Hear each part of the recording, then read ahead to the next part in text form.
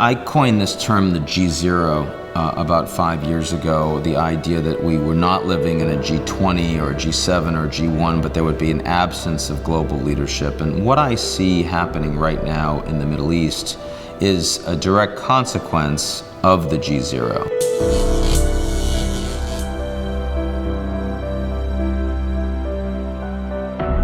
The Americans are not prepared to put cash on the ground to improve security, to either get rid of dictators or to shore up dictators. And if the Americans aren't, no one else is going to. The Chinese, it's very narrow commercial interests. The Russians have a few actors that they want to get behind, and they can care less about their antagonists. The Europeans are having a hard enough time just governing Europe. So I think that the geopolitical environment right now for the Middle East is about as bad as you could imagine it being.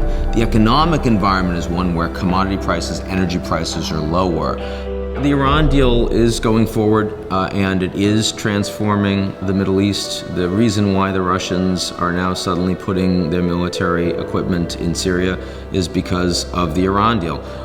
They don't have to worry about scuttling it, and the Iranians are providing the cash.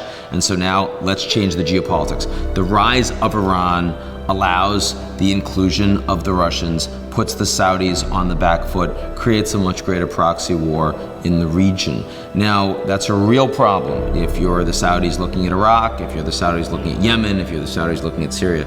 If you are another Gulf Arab dictatorship, if you are Kuwait or the Emirates or Qatar or Oman, your view on the Iranian deal is pragmatism. It's let's work with everybody.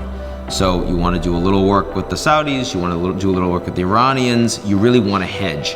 And frankly, so do the Americans. Let's remember that they're called emerging markets for a reason. So there's definitely always the possibility of political instability, particularly in an environment where economic conditions have turned a lot less accommodative, with commodities having dropped as much as they have.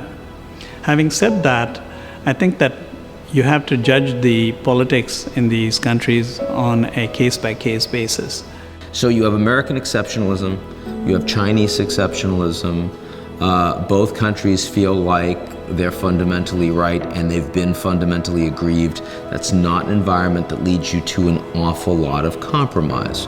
Having said that, I think the danger is that we overreact, because as we think long-term about China, and here I'm not talking about 18 months, I'm talking about 10 years, the challenges the Chinese will have as technology takes away their labor force, as their demographics start shrinking precipitously, as their environmental situation on water, on land, on air quality gets massively more challenging. Those things will ultimately move the Chinese towards more compromise with the United States. So we're in a situation where the U.S.-China's relationship is clearly going to get worse for a period of time, and we have to try to kick the can down the road long enough so that we don't end up in a true zero-sum trade war.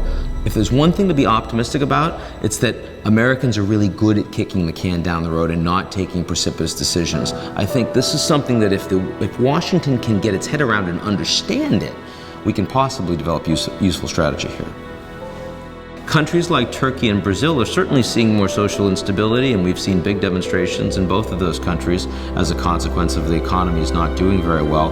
But you're not going to see Brazil fall apart. The government's not going to melt down. There's not going to be a revolution. There's no Arab Spring that's suddenly going to hit Turkey. And so I do think that the more developed emerging markets, those that have more consolidated political institutions, they're going to be tougher places to invest, but they're not countries that are going to become failed states.